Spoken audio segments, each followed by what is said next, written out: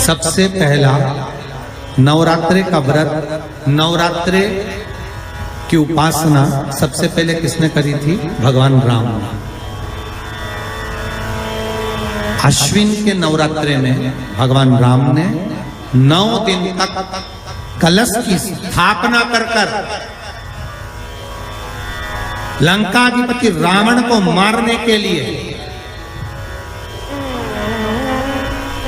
मां जगत जननी की आराधना की। भगवान राम ने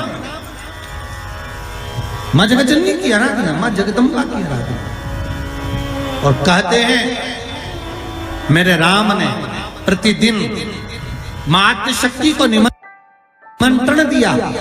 और मां जगत जननी से विनती निवेदन कर कहा कि आपको प्रतिदिन आना पड़ेगा। इसलिए देवी भागवत में लिखा है कि नवरात्रे में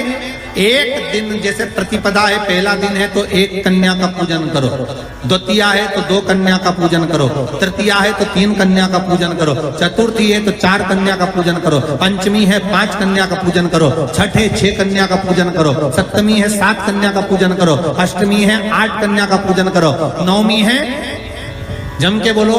9 कन्याओं का पूजन करो। और अगर इस तरह से आप पूजन नहीं कर सकते नवरात्रि में तो 9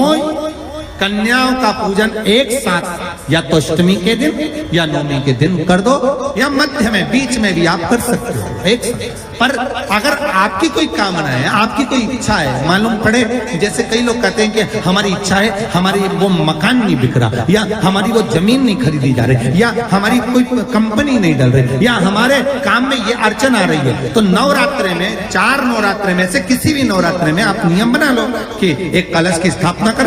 एक दिन में 1 कन्या का पूजन कर उसको भोजन कराना, लाल वस्त्र देना, लाल चुनरी देना, दूसरे दिन में 2 कन्याओं का पूजन कर लाल वस्त्र ओढ़ाना, लाल चुनरी देना, तीसरे दिन में 3, चौथे दिन में 4, 5वें दिन में 5, ऐसे 7-9 दिन तक एक कन्याओं के क्रम को बढ़ाते आप उस पूजन का विधान प्रबल कर सकते। आज किसी का फोन था सुबह, तो कोई कह रहे थे कि हमें गुरुजी से बात कराओ, तो समीर जी ने बताया कि फोन आया था और वो बोल रहे थे कि हमें नवरात्रि में अगर मान लो कोई साधना करना हो तो कौन सी साधना करना चाहिए, हम किसकी आराधना करें, हम 9 दिन तक किसकी साधना करें। तो अगर बन सके तो देवी भागवत में सबसे सुंदर साधना यही है कि हम एक दिन में 1 कन्या के चरण धोकर पूजन कर उस कन्या को भोजन कराकर उसका स्मरण करें रहें। तब आप किसी कन्या को 1 दिन में 1, 2 दिन में 2, 3 दिन में 3, 4 दिन में 4, 5 दिन में 5, ऐसे नवरात्रि 4 बार जो नवरात्रि आती है, किसी भी नवरात्रि में आप स्मरण कर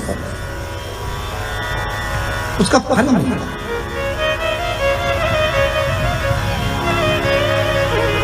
उसका फल होगा।